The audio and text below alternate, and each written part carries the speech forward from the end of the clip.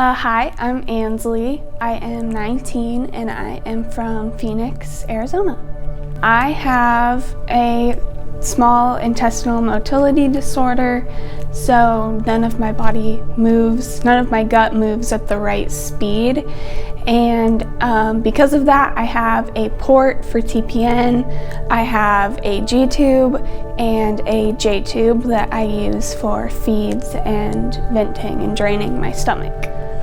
I've been sick my entire life, so I'm kind of used to this whole thing of being sick and having tubes and doing all of that, but I'm still in high school. I am about to start my third senior year because of taking time off from being sick. And yeah, I love being with my friends. I just got my driver's license. I love advocating and speaking. That's kind of my go-to thing. I was in Girl Scouts up until a few months ago when I aged out, so that was kind of I wasn't ever a sports person, so I always did Girl Scouts or something different. So yeah, that's kind of what I like to do. And me. I was 4 when I got my G-tube, so I don't remember that at all.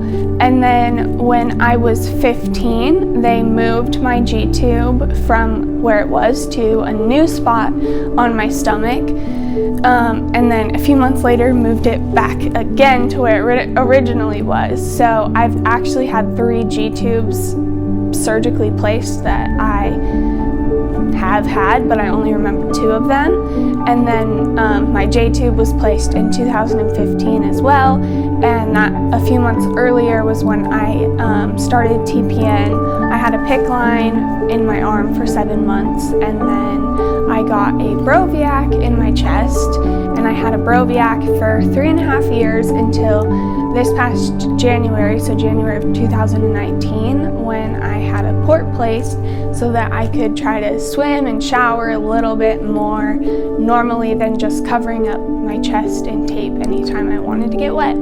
At the beginning of the school year, I would tell my entire class for that year a little bit about me and what was wrong and why I had a feeding tube.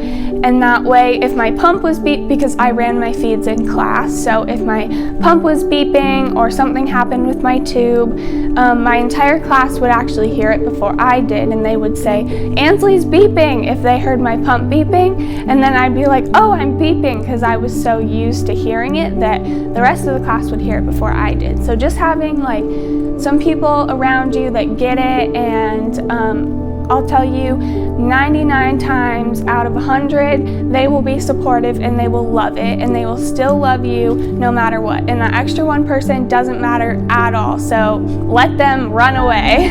I just would totally recommend being your biggest advocate, really speaking up. And if you don't feel comfortable speaking up, for sure ask your parents if they can help you out.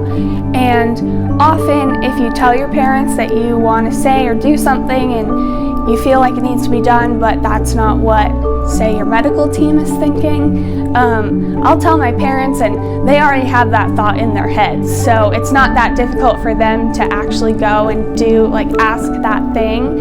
Anywhere you get the opportunity, share your voice, share your opinions, and make sure that people are aware of what you want to do and where you want to go so that they can make the best decisions to help you get there.